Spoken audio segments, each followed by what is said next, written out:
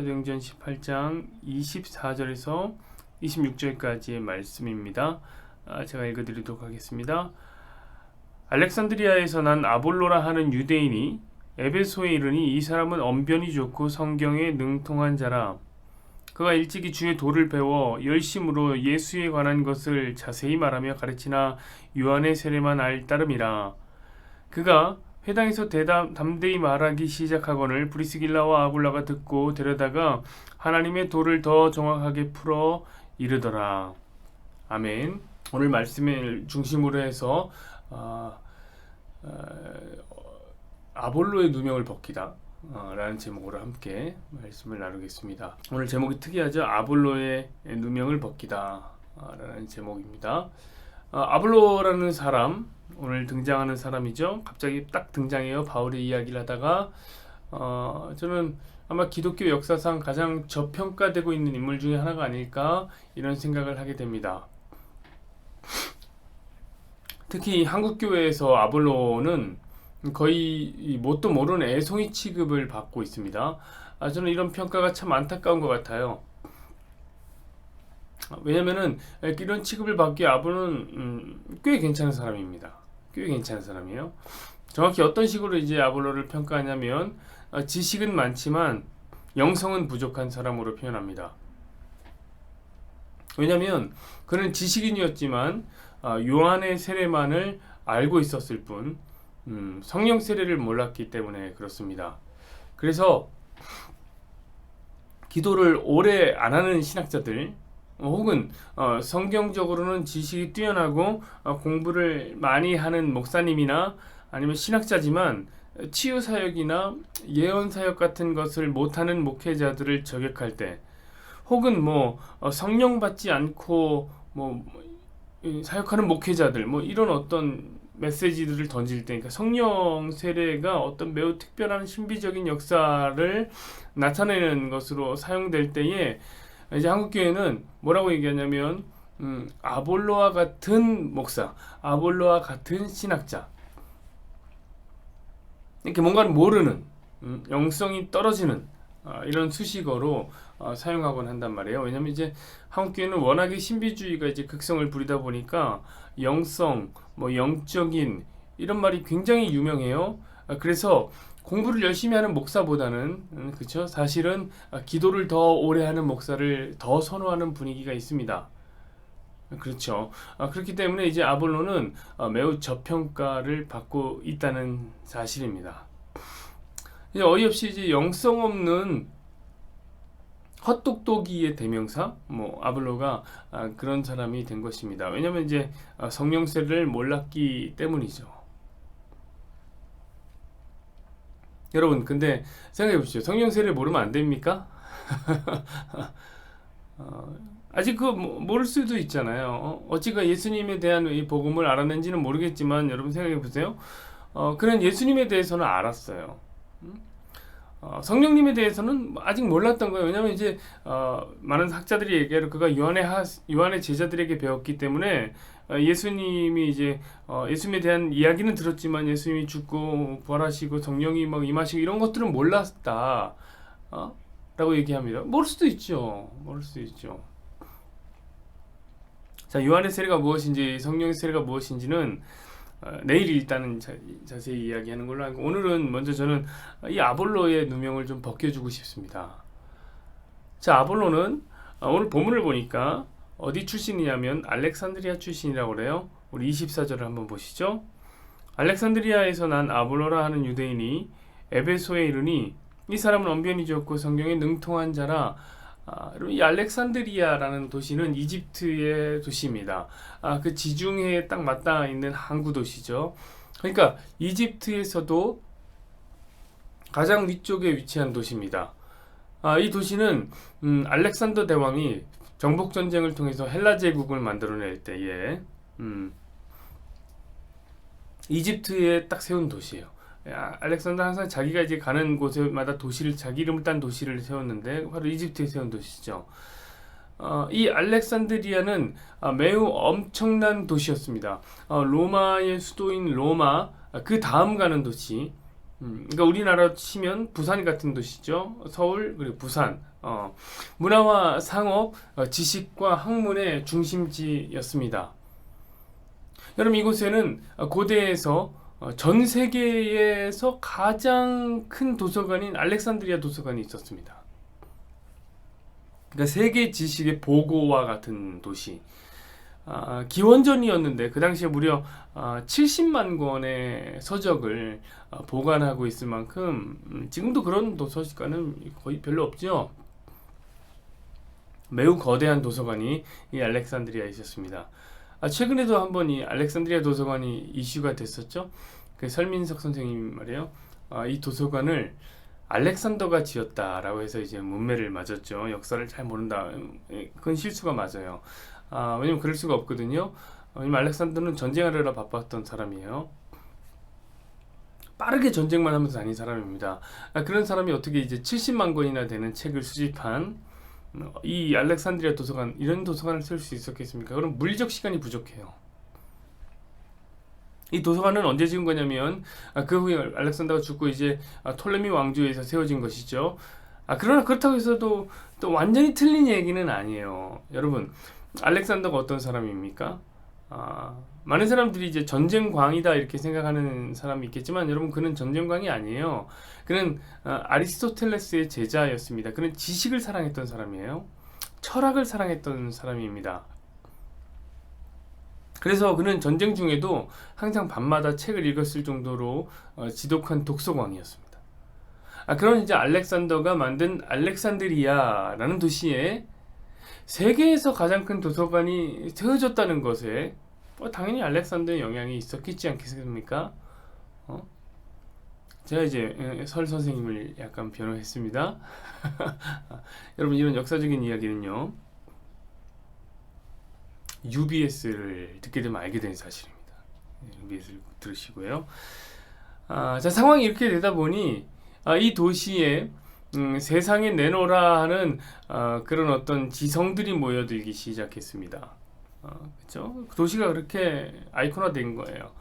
철학으로 하자면 그리스의 철학을 이어받은 그 네오 플라토니즘이 이제 꽃을 피우기 시작했고요. 그 도시에서 현대 과학이나 현대 수학의 중요한 뿌리가 되는 그런 어떤 학문이 이 알렉산드리아에서 시작됐습니다. 우리에게 유명한 그 유클리드 기하학 아시죠? 유클리드 기하학이 바로 이 알렉산드리아에서 태어난 유클리드라는 사람에 의해서 만들어진 것이고, 이 도서관에서는 지구가 둥글다라는 최초의 기록이 있었습니다. 우리가 알기로는 이제 지구가 둥글다라는 이 지동설은 이제 코페르니쿠스가 처음으로 이제 이야기했다라고 이제 알고 있죠. 하지만 여러분, 사실은 그렇지가 않아요. 사실은 아리스토텔레스가 제일 먼저 지구는 둥글다라는 말을 했고, 이 알렉산드리아 도서관에는 이 지구가 둥글다는 기록이 보관되어 있었습니다. 그러니까 코페르니쿠스보다 무려 1600년 전의 일이에요. 이게 알렉산드리아예요. 이게. 게다가 여러분, 이 도시는 신학도 매우 발달을 했는데, 이 구약 성경 아시죠? 이 구약 성경은 이제 히브리어로 되어 있는데, 이 히브리어의 구약 성경을 최초로 헬라어로 번역한 헬라어 성경인 LXX, 셉투아진트라고도 하는 그 70인경이 바로 이 알렉산드리아에서 번역이 되었습니다. 알렉산드리아는 신학자들도 굉장히 많았고요. 정말 엄청난 도시입니다. 엄청난 도시. 자, 여러분, 제가 왜 지금 알렉산드리아를 찬양하고 있는 것일까요? 이 아볼로 때문에 그런 거예요. 아볼로 때문에. 여러분, 이 아볼로가 바로 이 알렉산드리아 출신의 학자란 말이에요.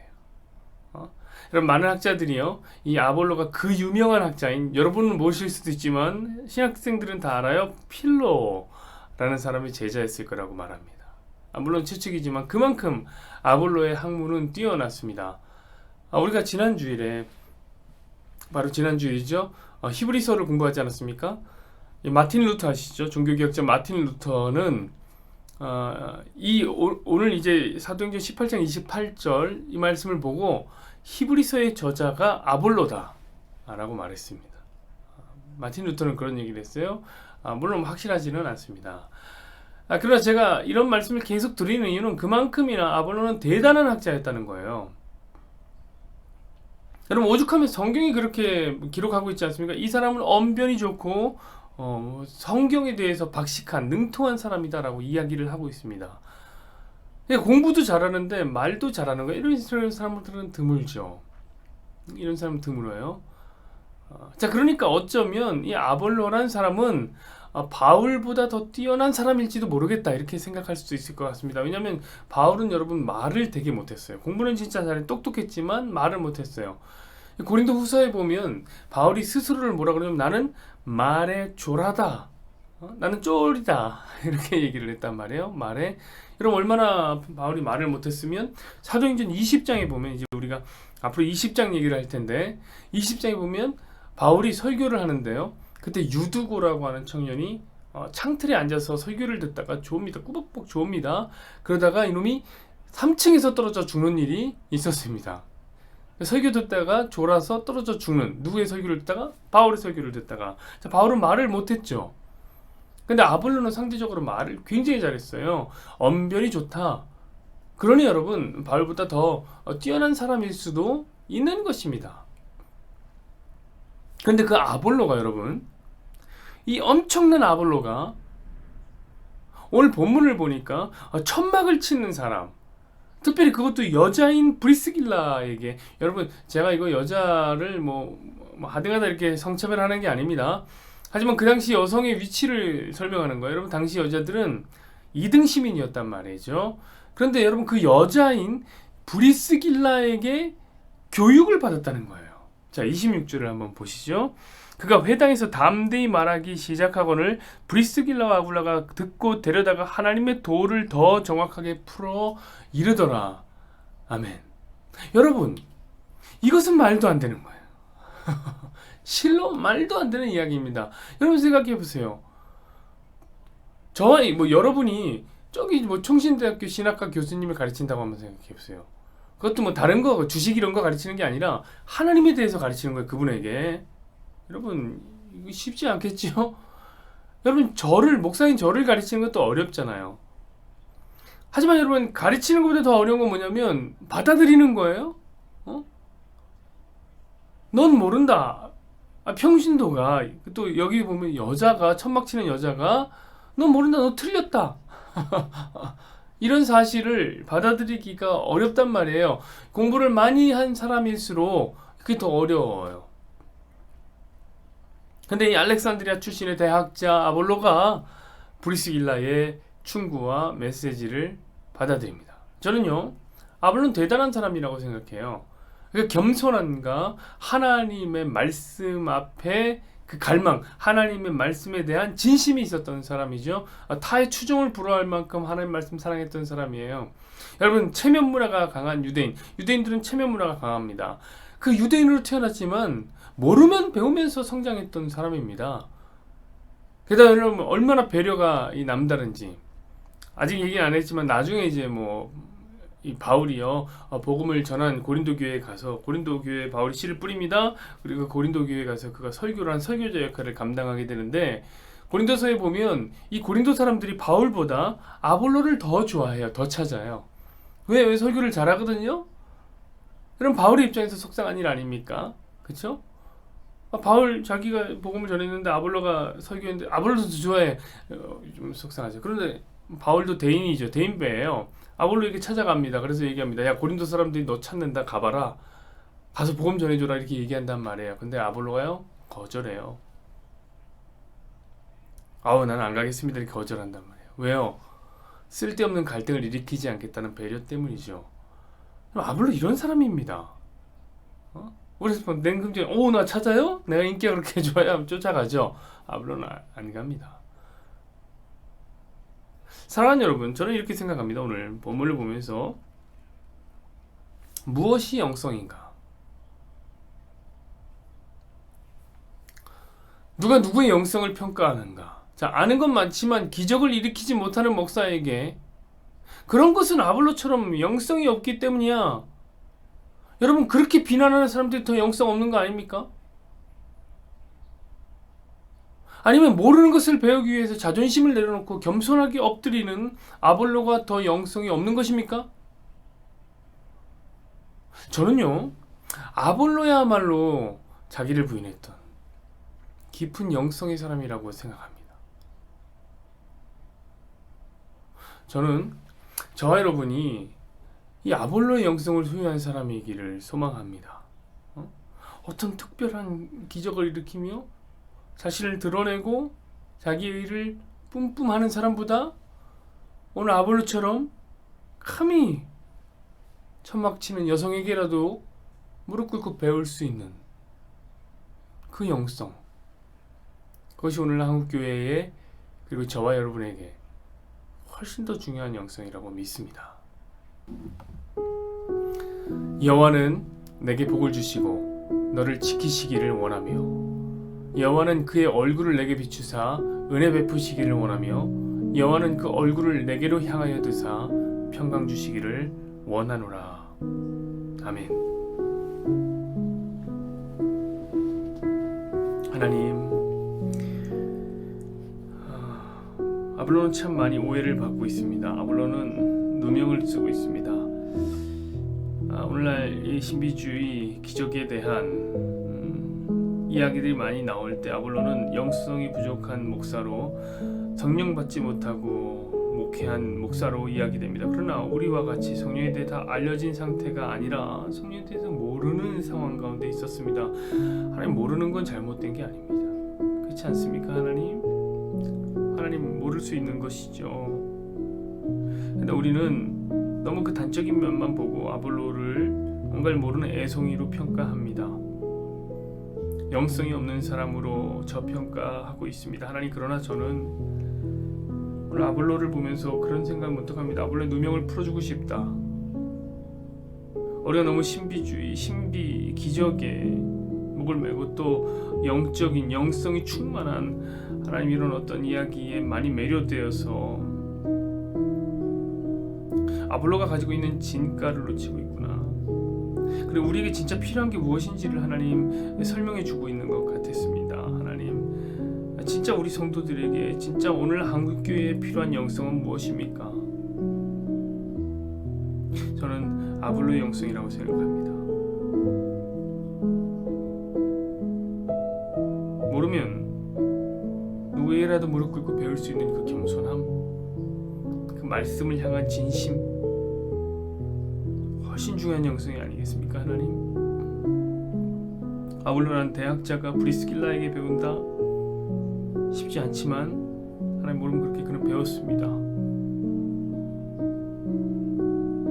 그런 겸손함을 가진 영성, 하나님, 그런 영성이 드문 오늘날입니다.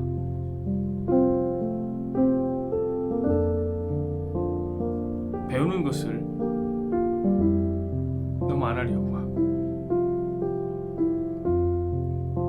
기도하는 것이 하나님 말씀 배우는 것보다도 더 위에 있고, 하나님, 그게 어떻게 우열이 나눠질 수 있습니까? 그게 아닌데, 같이 해야 되는데,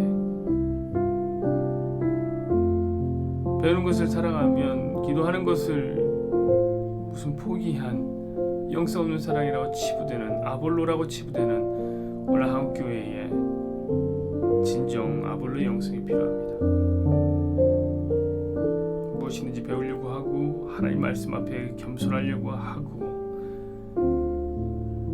무릎 꿇을 수 있는,